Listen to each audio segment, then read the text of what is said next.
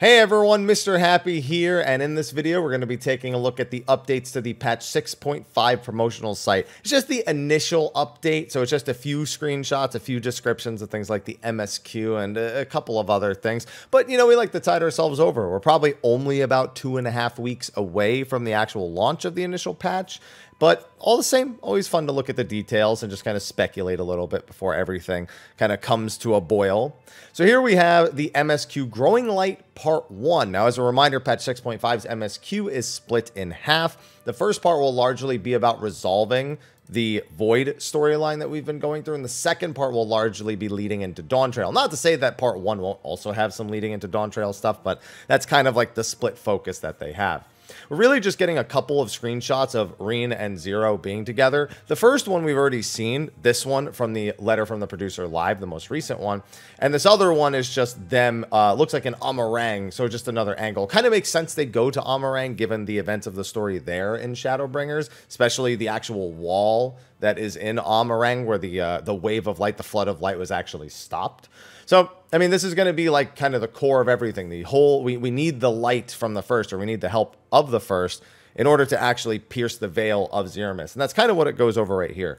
The Warrior of Light's victory over Golbez proved hollow, for it did nothing to stop the awakening of Zeramis. Its strength was beyond reckoning, clad in darkness nigh impenetrable. Indeed, naught save resplendent light could pierce such a tenebrous veil, so the Warrior of Light seeks aid from their allies in the first.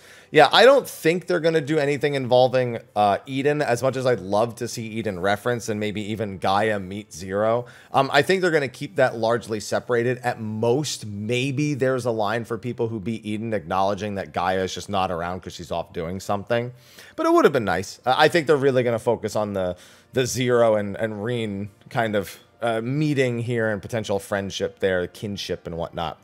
Then we have Myths of the Realm Part 3, and my word, is that beautiful. The Realm of Water over in Thalia. Oh, I'm already excited. I really hope, though, that the third 24-man's a little better scaled than the other two. So the first one was fun on release, if not easy, but has since been already outscaled where we're skipping major mechanics. The second one was too easy on release, so I'm kind of hoping this one finds and strikes a slightly better balance, something closer to the way the Evilise raids or even the latter of the Void Arc series was done. I'm not optimistic that that's what will happen, but I see this and I'm already thinking that because of how easy the 24-mans have been, like even easier than 24-mans usually are. And then we have another screenshot here. It looks like we're on the moon trying to get some more information from the Watcher. Hey, I was looking at that. So yeah, I'm curious to see how that. Everyone here seems to be in good spirits, at least. You know, it's not nothing dire, so it looks like they're keeping the all smiles vibe they've had going on for the 24-man. It was out of their undying love for mankind that the 12 constructed the monument at the heart of Omphalos, that they might never lose sight of their purpose. To answer that love, you must sally forth into their sanctum one last time to grant them their heart's desire. So they just want a few more rematches, and then they'll give us the rest of the history that we've been waiting for. Curious to see how this wraps up, because we've just been trying to learn about them really in the entire 24-man series, and it doesn't seem like they're trying to make some sort of unnecessary conflict with this. So I'm hoping that it turns out okay at the end of everything. I hope that at the end of it all, it was entertaining, it was fun, and it's not just kind of wishy-washy and kind of because I'm worried about the finale not being up to expectation or up to par. All right, now scrolling onward, we have the dungeon, the lunar subterrane, being lifted right from Final Fantasy IV. A lot of vibes and feels similar to it. When they initially unveiled it, they mentioned how the floor should look familiar, and for some reason I thought that it was like referencing something else in 14, but no, it's largely just seems to be focusing on that Final Fantasy IV aesthetic like most of the things in the MSQ have. Now, a lot of people have been speculating on bosses, because the lunar subterrane is host to a large number of bosses. There's Dark Bahamut, there's Ogopogo, which is like a Leviathan thing, or Ogopogo, I don't know how it's pronounced. There's like Aramont, there's Zemus's Malice and Breath. We're getting a look at one of the bosses, and not one I expected, but one I kind of appreciate. This is the Dark Elf, which is normally not... I'm just going to click on the image. It keeps wanting to scroll away.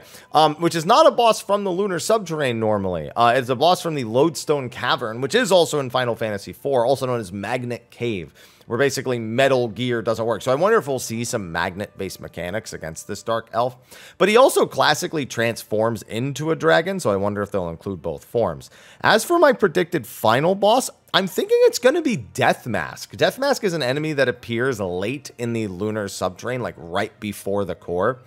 And then after him, the only other enemy that appears any later down there is Zemus's Malice and Zemus's Breath. But they're not going with the Zemus storyline. So unless they want to do something like maybe a Fusoya reference and maybe make something like that a boss in here, like a corrupted Fusoya or something. I don't know. There are a few other routes they could go, and I think they could surprise while still doing a Final Fantasy IV reference. But I don't think it's going to be anything of too major significance, which is why I think Death Mask is a good call. Very similar to the dungeon in the Ether Font, the final boss of that. It's just a cheeky Final Fantasy IV reference, not something that can be underutilized or overutilized, if that makes sense.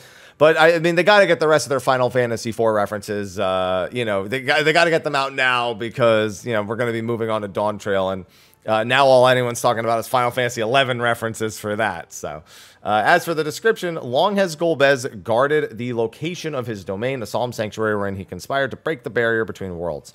It is there, within the recess of the 13th moon, Zeramis bides its time, gathering the strength that will see Golbez's plan to fruition. But what else could he be guarding in this subterranean labyrinth? What secrets might be laid bare by those willing to brave its abyssal depths? Nothing really too secretive, just a very grandiose way of describing the Lunar Subterrane. And then the Abyssal Fracture is Zeramis and Zeramis Extreme. In the Dread Void sent Zeramis, driven by Asdia's longing to return home, is now poised to break the barrier between worlds, and so the Warrior of Light stands fast against the darkness, a flickering beacon of hope. But should they fail, the 13th Deliverance will prove the Source's destruction. Yeah, you can be sure of that. Then just a few other things. We're getting Thornton Unreal, much to my despair. And then all this says is, this is just the usual description, oh, in hopes of sating the Fox Commander's kingdom or appetite for harrowing tales of valor, you dig deep within your memory to recall your battle against the primal King Thornton and the sworn brothers of the Heavens Ward. Their visage in your mind's eye is frightfully clear, so you steel yourself to once more endure their righteous fury. Yeah, that's back. I'm just gonna acknowledge that.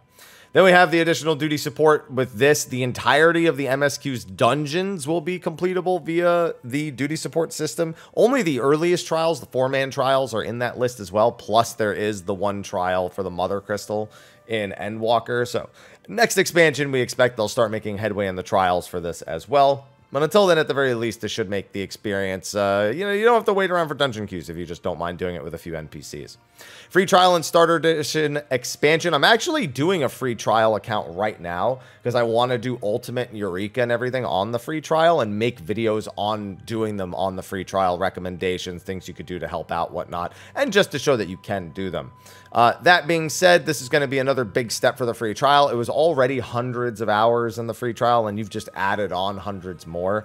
They even go out of their way to showcase a few very important things, some story elements here with the various characters that'll show up. Red Mage, of course, showing up as well. Samurai is at the forefront of this image right here. Then you have Eureka right here. So for anyone who was questioning whether or not you'd be able to do Eureka, because some people did say like, oh, would they even bother letting you? Yeah, that's Hydatos right there. Then you have, the Ivalice raids. You have Omega. So they're showcasing all these major elements that are in this. The only one that's not shown is Ultimate, but I doubt they would lock free trial players out of Ultimate. That would be shocking if they did anything like that. And that's going to be the end of the latest update to the 6.5 promotional site. So let me know what you're excited for in 6.5. Are you excited for the story to be done with the Final Fantasy IV stuff? Or are you just looking forward to more Final Fantasy IV references? Are you even thinking about this patch? Or are you just thinking about Dawn Trail with our Fan Fest from Europe happening about 3 weeks into next month? Whatever you're thinking, let me know in the comment section of the video below. Anyway, thanks for watching. Be sure to like, favorite, subscribe, and share, and I'll see you in the next one.